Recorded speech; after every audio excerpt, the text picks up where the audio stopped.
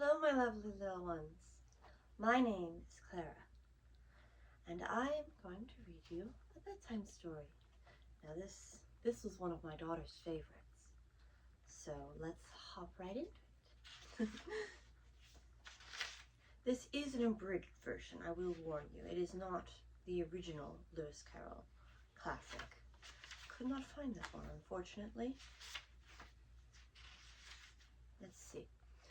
First chapter, Down the Rabbit Hole. Alice was beginning to get tired of sitting by her sister on the riverbank with nothing to do.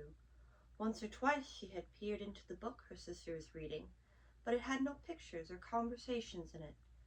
And what good is a book, thought Alice, without new pictures or conversations? She thought about making a daisy chain, but didn't feel like getting up and picking the daisies, so she laid her head in her sister's lap and watched the clouds. Suddenly, a white rabbit with pink eyes ran by. Oh dear, I will be late," the white rabbit said. It took a watch out of its pocket, looked at it, and then hurried away. Being very curious, Alice jumped to her feet and ran across the field after it. She was just in time to see it pop down a large rabbit hole under the hedge. Without thinking, she followed. The rabbit hole was a long tunnel that seemed to go on forever. She made her way through the narrow passageway as best she could, when suddenly it dropped down. Alice didn't have a minute to think before she realized she was falling down a very deep well. She seemed to be falling very slowly, so she spent her time looking around. Cupboards, bookshelves, maps, and pictures that hung on the nails filled the walls of the well. She took down a jar from one of the shelves as she passed it.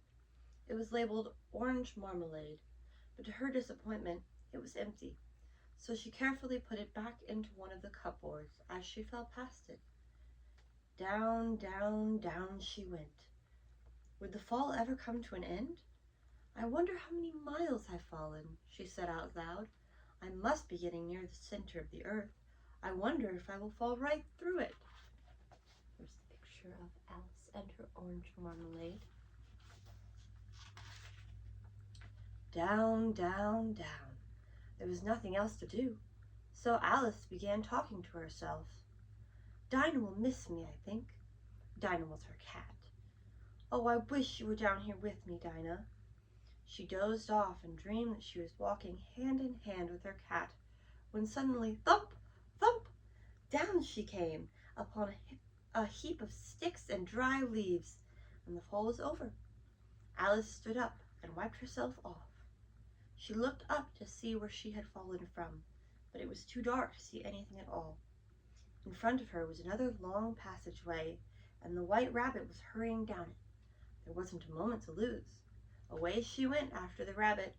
Oh, my ears and whiskers, how late it's getting, she heard it say. She ran like the wind to catch up to it, but the rabbit was gone. There she stood, alone in a long hallway that was lit up by a row of lamps hanging from the ceiling. There were doors all around the hall, but they were all locked. She began to wonder if she was ever going to get out again. She decided to walk a little farther ahead to see what she could find.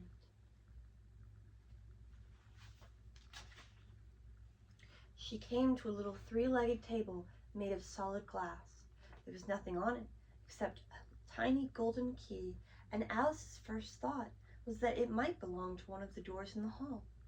But the locks were either too large or the key was too small, and it would not open any of the doors. She checked them again. This time she found a low curtain that she had not noticed before, and behind it was a little door about 15 inches high. She tried the little golden key in the lock, and to her great delight, it fit. Alice opened the door. She knelt down to look through it and saw the most beautiful garden she had ever seen. How she wished to get out of that dark hall and wander around the beds of bright flowers and cool fountains, but she could not even get her head through the doorway.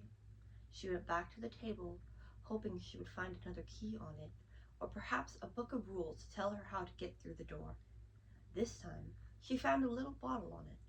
That was not there before. Around the neck of the bottle was a paper label with the words, "Drink me," printed on it in large letters. Alice picked up the bottle, and seeing that it was not marked poison, she tasted it. It was delicious, and she quickly finished it.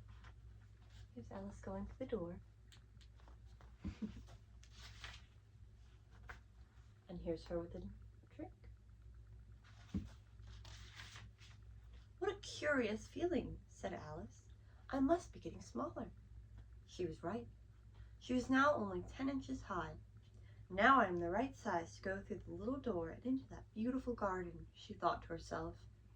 Alice went back to the door, but had forgotten the little golden key. When she went back to the table for it, she could not reach it. She could see it through the glass, and she tried her best to climb up one of the legs of the table, but it was too slippery. Alice sat down and cried. As she wiped the tears from her eyes, she noticed a little glass box lying under the table. She opened it and found a small cake that had the words, "Eat me," marked out in raisins. "Well, I'll eat it," said Alice, "and if it makes me grow bigger, I can reach the key. If it makes me grow smaller, I can slide under the door. Either way, I'll get into the garden, and I don't care which happened." She ate a little bit and held her hand on the top of her head to feel which way it was growing. She was surprised to find that she remained the same. So she set to work and soon finished off the cake. Here's her with the cake. The Pool of Tears. This is chapter 2. "Curiouser and curiouser," said Alice. "I'm growing like a garden weed. Goodbye, feet." In fact, she had sprouted up to over 9 feet high. She grabbed the little golden key off the table and hurried back to the garden door. Poor Alice! Now she was too big to fit through the door, and all she could do was lie down on one side and look through into the garden with one eye. She sat up and began to cry again. "You ought to be ashamed of yourself," she said, "crying like this. Stop it right now." But she went on, shedding gallons of tears, until there was a large pool around her, about 4 inches deep and reaching halfway down the hall. She heard a little pattering of feet in the distance, and she quickly dried her eyes to see what was coming. It was the White Rabbit, all dressed up, with a pair of white gloves in one hand and a large fan in the other. He was in a great hurry and muttering to himself, "Oh, the Duchess! Oh, the Duchess! Oh, she will be angry if I keep her waiting." Alice was desperate for help, so she decided to see if the rabbit might have any ideas. She said in a timid voice, "If you please, sir." And there's Alice and the rabbit, and there's Alice with her tears. The rabbit was startled. He dropped the white gloves and fan and scurried away into the darkness as fast as he could go. "Oh, now what am I going to do?" she sighed. Alice put the key on the table and picked up the fan and gloves. Since the hall was very hot, she fanned herself. "Who in the world am I?" she said. "I'm sure I'm not Ada or Mabel. Oh my!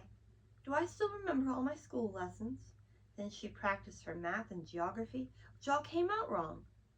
"Everything is so different, and I am so different," she said, very confused. As she was talking, she looked down and saw that she had put on one of the little gloves. "Wait," she said. "How did I put on this glove? I must be growing small again, but how?" She had been cooling herself with the rabbit's fan. Suddenly, she realized the fanning was making her grow smaller and smaller. She dropped the fan just in time. "That was close," said Alice, frightened at the sudden change, but very glad to see that she was still in one piece. "Oh, the garden!" She ran as fast as she could back to the little door, but the little door was shut again, and a little golden key was laying on the glass table like before. And there's her fanning her. And here's the little glass key. Oh, poor Alice. Suddenly, she slipped. Splash! There she was, up to her chin in salt water. She had fallen into the pool of tears, which she had cried when she was 9 feet high. "I wish I hadn't cried so much," said Alice, as she swam around, trying to find a way out. "I hope I don't drown in my own tears." Just then, she heard something splashing around in the pool, and she swam towards it. At first, she thought it must be a walrus or a hippopotamus, but then she realized how small she was and saw it was only a mouse. I wonder if I can speak to this mouse. There's no harm in trying, thought Alice. So she said, "Oh, mouse, do you know a way out of this pool?" The mouse looked at her and seemed to her to wink with one of its little eyes, but it said nothing. Perhaps it doesn't understand English, thought Alice. Maybe it's a French mouse. So she said, "Où est ma chatte?" which means, "Where is my cat?" I'm sorry, I don't speak French, actually. The mouse jumped out of the water and fell back in, shaking with fright. "Oh, I am so sorry," cried Alice. "I forgot that you don't like cats." And here's the poor little mouse and the poor little Alice. "Not like cats," cried the mouse. "Would you like cats if you were me?" The mouse was trembling down to the end of its tail. "Oh, I'm so sorry to have frightened you," said Alice. "Please don't swim away." "Let's get to shore," replied the mouse, "and then I'll tell you why I hate cats." By this time, the pool was getting crowded with the birds and the animals that had fallen into it.